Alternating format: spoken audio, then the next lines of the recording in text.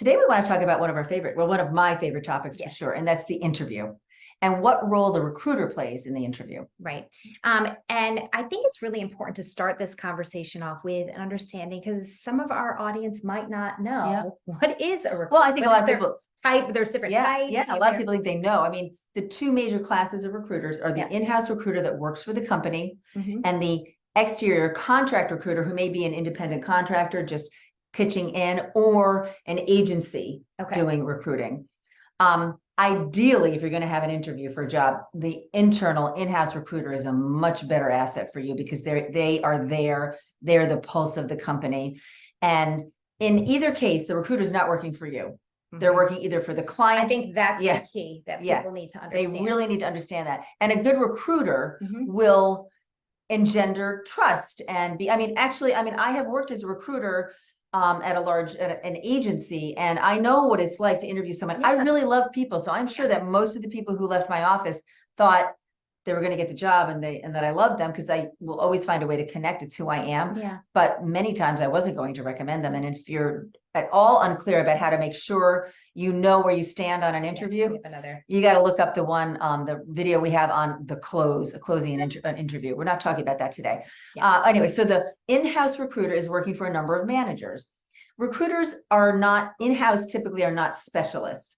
So I'm helping fill a marketing job for this manager, and you're a tech manager. I'm going to fill a job for you and the finance manager.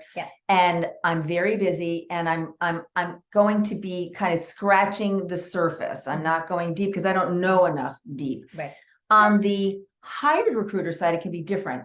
Often with tech jobs, companies will hire a technical recruiter who sometimes they're administering tests. I have a client right now, a private client, who's interviewing for a very high level data science job, and he has to do a 4-hour assessment with the recruiter, who's a tech person, assessing how he is doing this, what kind of code he's writing, is it the right solution for the problem, etc. So in-house and agency, if you have a choice, you want to go in-house because they have a better pulse on the manager than perhaps the outside one does. Okay, so that's good. We have some background knowledge, which I think is really important. So the first role that they play, an important role that they play, is that they are a conduit, right? I like that word, the kind of the connecting things. They're moving you along. They're almost like the conveyor belt, and they are the first stop. And that's an important thing to remember because, again, ideally, if you can just interview with a hiring manager and not with a recruiter, that would be great. Because that's the person you really have to sell. But 99.9% of the time, you're going to have this first interview with a recruiter, and you have to nail it. Because as the conduit, they're the one that's either going to push you forward or not. So it's just important to remember that. I think some people I'm just meeting with a recruiter. I don't have to really prepare for that because they're not going to know a whole lot about the job. You know what? You do have to prepare for that. Any conversation in the job seeking process that is an interview needs to get the due diligence, preparation, all of that. We're big proponents of that. Absolutely. Okay. So the next one is that they ask high level questions. So the role is the high level questions. And we mean like surface, we're not talking like the deep, complex. Right. Because again, typically, unless they're a specialized recruiter, they are interviewing for a myriad of jobs. So they need to know enough. The fit part, it's hard for a recruiter to really interview for the fit.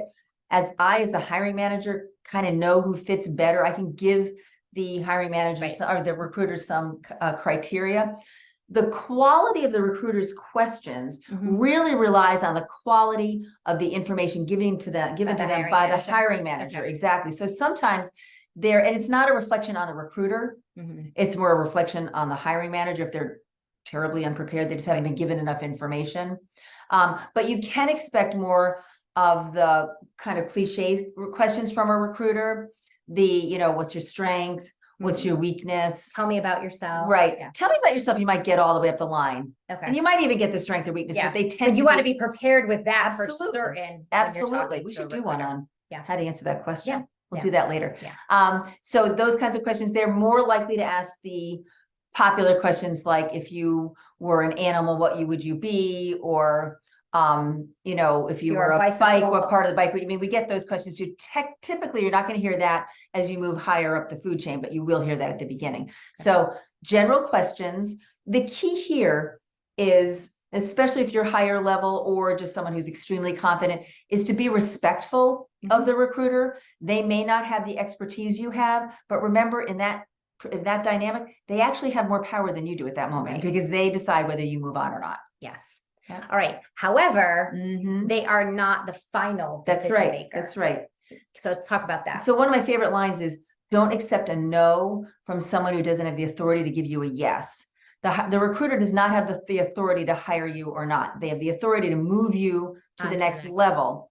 So if you're in a conversation and the recruiter is boldly honest and says, you know what, you're not a fit, don't accept that without some pushback, especially if you really believe you are a fit, but without challenging it, without getting information, without asking them, you know what, I respect your impression, and I'm sorry I haven't given you a better impression of my qualifications, but based on what I've read and based on what I know about the team, I think I'm actually a really good fit, and I would love the opportunity to speak with someone on that team if you would be so kind as to advance me. You don't want to just accept a pat no from a recruiter because they don't have the hiring authority.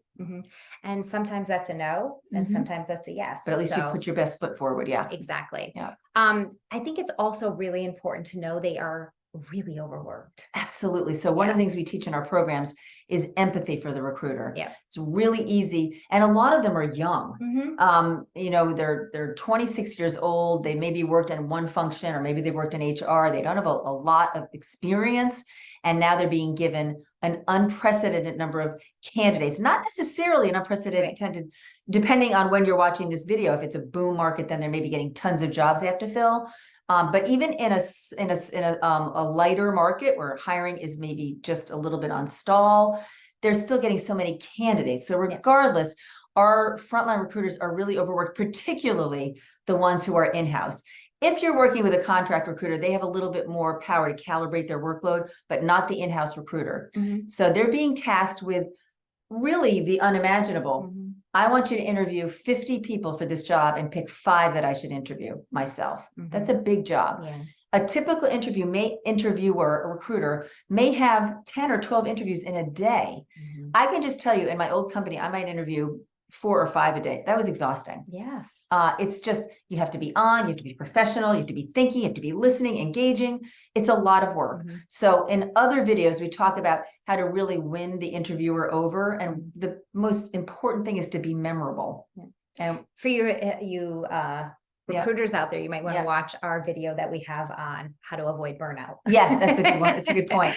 So having some empathy for the recruiter, having respect for the fact that, yes, they may not know the ins and outs of your job, but that's not a sign. It's not a deficiency on their part. It's just, that's not their role.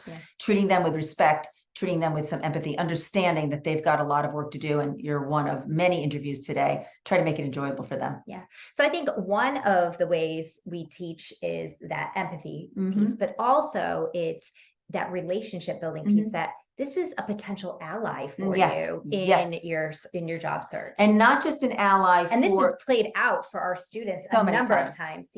So not just an ally for that job. So obviously you want to at least, and we say build a relationship. Obviously we know it takes years to really build a unique, authentic relationship, but to engage with this person in a meaningful way. When you think about the recruiter's job, so now I've got 12 interviews a day. This week, I've got to interview 50 people for this one job. And then next week, I've got 50 more people for another job. You want to be memorable, but you also have to know that they're evaluated on how good they are at providing the candidate that's ultimately hired. They are always looking for ways to be efficient. So for example, if I interview with Kelly, for a job and it's just determined that I'm not the right fit. It's just not. I may have known that going in there, but I really want to get into this company. So I'm going to take this first interview. I interview with Kelly. We realize it's not the best fit. I've now established a connection with Kelly, a great question to ask. This can either be in that immediate interview when the interview says, you know what, we needed someone who speaks French and you don't. I'm sorry, we weren't clear on that. And that's just a game changer for you. Right. Either there or later. Maybe you make it all the way through and you're not the chosen candidate.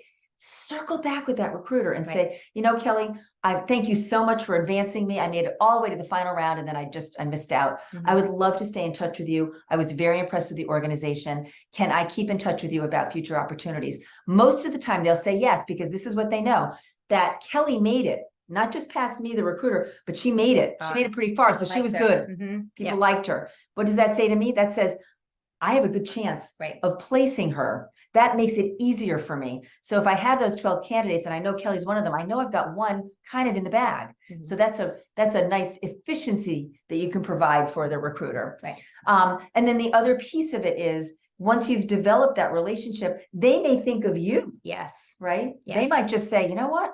As long as Oh you my kept those gosh, lines yes. of communication, Mhm. we've had it happen Yes, with we our have. students. Yes, And we I have. think the key message here is that if you have an organization you really want to get into, Mhm. and a recruiter reaches out to you on LinkedIn for the job that you don't want, take it anyway. Right. It's an opportunity to build a relationship. They reached out to you. It's not like you're pitching yourself for this job and you're unqualified. Yeah. They saw something in you that Mhm. made sense to them. Yeah. Have the conversation. It may be just a 10-minute phone conversation, but if you can just in that 10 minutes say, you know what, Kelly, I've really been excited about working for your organization. I was so thrilled that you called me, even though this isn't the right fit. Let me send you my resume, or let me talk to you a little bit more Right. about where I could fit and what roles I would love to fill in your organization. Yeah. Making really good use of that connection. Yes, yes. So there you have it, the role of a recruiter in your job search. If you liked what you heard today, you can like and subscribe to our YouTube channel. We put out new content every Monday. If you want to learn more about our company, Prepare to Launch You, you can visit us at www.preparetolaunchU.com.